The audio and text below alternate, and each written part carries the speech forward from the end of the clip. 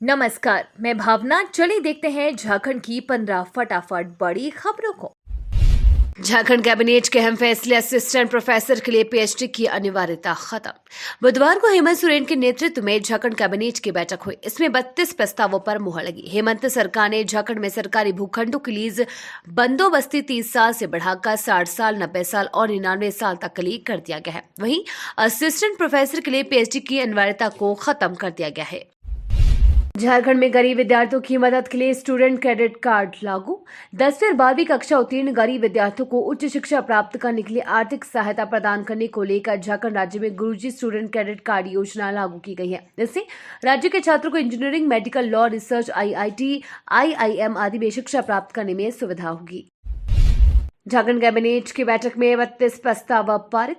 Jharkhand cabinet की बैठक में 32 प्रस्ताव पारित हुए। स्वर्गीय रविशंकर उपाध्याय की चिकित्सा में हुई खर्च को घटनोत्तर स्वीकृति के अलावा एशियन महिला हॉकी सहित अन्य व्यवस्था के लिए खरीदे गए वाहनों के लिए भी 2 करोड़ की मंजूरी मिली। भूगर्भ जल सेवा नियमावली को मंजूरी मिली। गुमला के चैनपुर में 10 किलोमीटर सड़क के लिए 29 करोड़ की मंजूरी मिली है। इसके अलावा सिख विरोधी दंगा के पीड़ितों के मुआवजे के लिए 1 करोड़ की राशि की मंजूरी दी गई है। SC/SC एक्ट में दरोगा भी कर सकेंगे जांच। झारखंड कैबिनेट में लग सकती है मुहर। झारखंड राज्य में अनुसूचित जनजाति अनुसूचित जाति अधिनियम 1989 के तहत दर्ज केस का अनुसंधान अब इंस्पेक्टर व दारोगा के स्तर के अधिकारी भी कर सकेंगे। पहले सिर्फ डीएसपी स्तर के अधिकारी को ही जांच का अधिकार था। राज्य कैबिनेट की बैठक में इस पर मुहर लग सकती है। इससे संबंधित प्रस्ताव कैबिनेट की बैठक में रखा गया है। झारखंड वासियों के लिए खुशखबरी, अब ऑन द स्पॉट होगा समस्या का निपटारा। झारखंड की राजधानी रांची में राज्य सरकार के 4 वर्ष पूर्ण होने के उपलक्ष्य में आपकी योजना आपकी सरकार आपके द्वारा कार्यक्रम का आयोजन किया जा रहा है। इस दौरान नगर निगम अपने 53 वार्ड में शिविर लगाकर आम लोगों की समस्या को दूर करेगा। ये शिविर 24 नवंबर से 26 दिसंबर तक लगाया जाएगा। साथ ही सरकार द्वारा चलाई जा रही योजनाओं की जानकारी भी साझा की जाएगी। उत्तरकाशी टनल में 18 मीटर की ड्रिलिंग बची, जल्द होगी रेस्क्यू ऑपरेशन। उत्तराखंड के उत्तरकाशी के निर्माणाधीन सिलखेड़ा टनल में 41 मजदूरों के रेस्क्यू का बुधवार को 11वां दिन है। टनल के एंट्री पॉइंट से अमेरिकी ऑगर मशीन के जरिए करीब 42 मीटर तक 800 mm का पाइप ड्रिल कर चुकी है। अब लगभग 18 मीटर की ड्रिलिंग बाकी है। बाकी ड्रिलिंग का काम आज सुबह तक पूरा होने की उम्मीद है। ड्रिलिंग का काम पूरा होने के बाद यहां से 32 इंच के पाइप को अंदर डाला जाएगा। इसके जरिए मजदूर रेंगते हुए बाहर निकल आएंगे। साहिबगंज में बनेगा रिंग रोड, हटिया लोधमा कर्रा पथ का होगा चौड़ीकरण। साहिबगंज में रिंग रोड बनाने के प्रस्ताव को कैबिनेट की मंजूरी मिल गई है। बुधवार को प्रोजेक्ट भवन में मुख्यमंत्री हेमंत सोरेन की अध्यक्षता में हुई कैबिनेट की बैठक में दिग्गी NH80 वाया कुम्हरिया, बूढ़ी पहाड़, अम्बेरी पहाड़, चंपाड़ी रोड और बरमसिया से मां बिंदुवासिनी मंदिर लिंक रोड को ग्रामीण कार्य विभाग से पथ निर्माण विभाग को हस्तांतरित किया जाएगा। आईसीसी ने वर्ल्ड कप 2023 के तुरंत बाद खेल के नियमों में किया बदलाव। वनडे विश्व कप 2023 के बाद आईसीसी ने क्रिकेट के नियमों में बदलाव किया है। यह बदलाव खेल की गति में तेजी लाने के लिए किया गया है।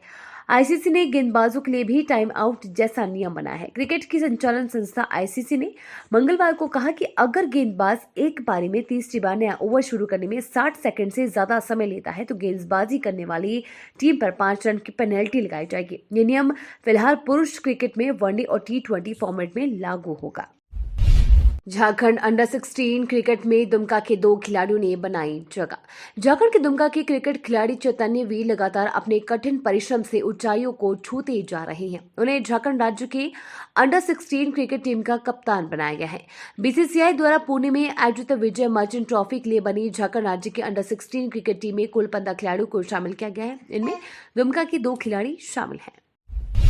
शराब घोटाले में आरोपी योगेंद्र तिवारी को बड़ी राहत। हाईकोर्ट ने एक साथ खत्म किए 12 केस। ईडी द्वारा शराब घोटाले में जेल में बंद कारोबारी योगेंद्र तिवारी को हाईकोर्ट से बड़ी राहत मिली है। लाइसेंसी शराब दुकानों में गड़बड़ी की शिकायत के बाद एक ही दिन योगेंद्र समेत अन्य के खिलाफ जो 12 मामले दर्ज हुए थे वे सभी एक ही दिन खारिज कर दिए गए हैं। यानी ये 12 केस अब खत्म हो गए हैं। साहिबगंज अवैध खनन मामले में ईडी के बाद अब सीबीआई की एंट्री। साहिबगंज में ईडी ने 1000 करोड़ के अवैध खनन की जांच की थी। अब इस मामले में सीबीआई की भी एंट्री हो गई है। साहिबगंज में अवैध खनन की जांच अब सीबीआई एसीबी ने शुरू कर दी है। सीबीआई के चर्चित डीएसपी कृष्ण कुमार सिंह को केस का अनुसंधान पदाधिकारी बनाया गया है। झारखंड चुनाव के लिए हो रही है पूरी तैयारी, सीएम हेमंत सोरेन ने किया कार्यकर्ताओं को संदेश। झारखंड के मुख्यमंत्री हेमंत सोरेन ने झारखंड मुक्ति मोर्चा नेताओं और संगठन के पदाधिकारियों को आगामी वर्ष साल होने वाले लोकसभा और विधानसभा चुनाव के लिए पूरी तरह तैयार हो जाने को कहा है। मंगलवार को उन्होंने पार्टी की राज्य, जिला और प्रखंड इकाइयों के पदाधिकारियों के साथ वीडियो कॉन्फ्रेंसिंग के माध्यम से चर्चा के दौरान गांव-गांव जाकर सरकार के कार्यों को जन-जन तक पहुंचाने की अपील की।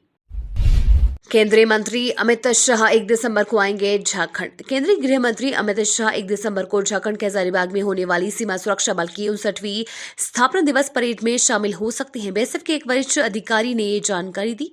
बीएसएफ के महानिरीक्षक टीएस बानियाल ने हजारीबाग में संवाददाता सम्मेलन में बताया कि ये कार्यक्रम पहली बार हजारीबाग में आयोजित किया जा रहा है, जहां बल का सबसे पुराना प्रशिक्षण केंद्र स्थित है। खाड़ी देशों से ताबड़तोड़ तेल खरीद रहा भारत, रिकॉर्ड स्तर पर पहुंचा इंपोर्ट। भारत ने अब खाड़ी देशों से क्रूड ऑयल का इंपोर्ट बढ़ा दिया है। ये अक्टूबर में 10 महीने के उच्चतम स्तर पर पहुंच गया है। वहीं अक्टूबर में भारतीय बाजार में रूस की हिस्सेदारी 9 महीने में सबसे कम हो गई है। भारत खाड़ी देशों के साथ नजदीकी बढ़ाना चाहता है। भारत ने अक्टूबर में लगभग 4.7 मिलियन बैरल प्रतिदिन कच्चे तेल का आयात किया है। बीजेपी ने पीएम मोदी पर अमर्यादित टिप्पणी को लेकर राहुल गांधी के चुनाव आयोग से शिकायत की। पीएम मोदी के खिलाफ कांग्रेस नेता राहुल गांधी की अशालीन टिप्पणी के खिलाफ बीजेपी ने निर्वाचन आयोग से कार्यवाही की मांग की है। बीजेपी ने कांग्रेस अध्यक्ष मल्लिकार्जुन खड़गे और राहुल गांधी के बयानों की शिकायत चुनाव आयोग से की है। भारतीय जनता पार्टी ने निर्वाचन आयोग के सामने राजस्थान विधानसभा चुनाव में प्रचार के दौरान दिए गए इन नेताओं के बयानों का मुद्दा उठाया है। ये तो थी आज की बड़ी खबरें। अपने गांव या शहर की न्यूज देखने के लिए हमें कमेंट्स में जरूर बताएं कि आप न्यूज को कहां से देख रहे हैं।